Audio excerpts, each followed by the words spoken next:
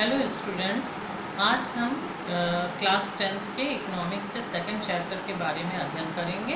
भारतीय अर्थव्यवस्था के क्षेत्र।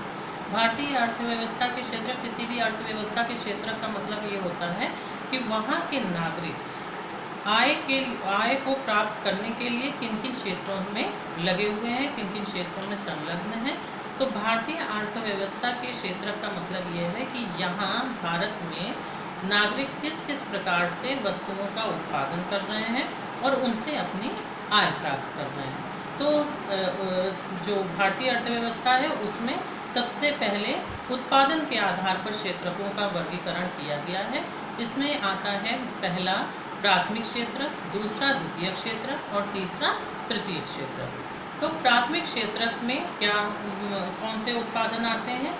जो प्रकृति से या प्राकृतिक संसाधनों की सहायता से हम उत्पादन करते हैं। जैसे कृषि है, कृषि में जमीन होती है, सूर्य की रोशनी में फसल उत्पन्न किया जाता है, पानी की सहायता से फसल को उत्पन्न किया जाता है।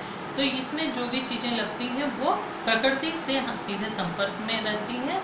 तो ये क्या होगा? प्राथमिक क्षेत्र हो जाएगा। तो इस तरीके से कृषि या उससे संबंधित जो भी व्यवसाय होते हैं, उससे संबंधित व्यवसाय का मतलब है जैसे डेयरी उद्योग है, पशुपालन है, या मत्स्य पालन है, मछली पालन है, या वनों से संबंधित जो उद्योग होते हैं जैसे शहद का उद्योग है या टिम्बर का उद्योग है, लकड़ियों का उद्योग है। ये सब क्या होता है? प्राथमिक क्षेत्र में आता है। इसके अतिरिक्त जो खनन उद्योग है, खनन उद्योग का मतलब जो खानों से खनिज पदार्थ निकाले जाते हैं, वो सब आपके प्रकृति से संबंधित होते हैं, प्राकृतिक संसाधनों की सहायता से किए जाते हैं। तो ये सब क्या होते हैं? प्राथमिक क्षेत्र होता है। अब द्वितीय क्षेत्र होता है दूसरा। तो उसमें कौन से आते हैं? जो प्राकृतिक संसाधनों से की सहायता से विनिर्माण का कार्य करते हैं। यानी कि प्राकृतिक संसाधनों से, यानी कि प्राथमिक क्षेत्र से जो हमें कच्चा माल मिलता है, उससे हम जो भी उत्पादन की प्रक्रिया करते हैं वो द्वितीय क्षेत्र में आता है। मान लीजिए प्राथमिक क्षेत्र में गन्ने उगाए गए और उसको द्वितीय क्षेत्र में उसके मिलों में ले जा कर के गन्नों से चीनी बनाई गई। तो ये उद्योग तो आपका आ गया द्वितीय क्षेत्र में और गन्ने का उत्पादन आ गया प्राथमिक क्षेत्र में। तो इस तरीके से आप ये समझ सकते हैं कि प्राथमिक क्षेत्र में कृषि और उससे संबंधित व्यवसाय आते हैं और द्वितीय क्षेत्र में उद्योगों से संबंधित व्यवसाय आते हैं।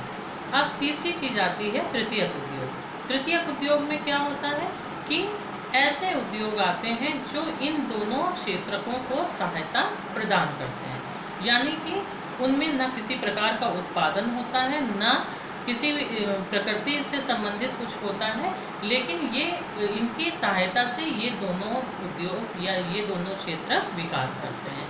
तो इसमें जैसे परिवहन की सुविधाएं हैं, या आपकी बैंकिंग की सुविधाएं हैं, या बीमा की सुविधाएं हैं, ये सब क्या होता है? ये सब तृतीय क्षेत्र में आती हैं।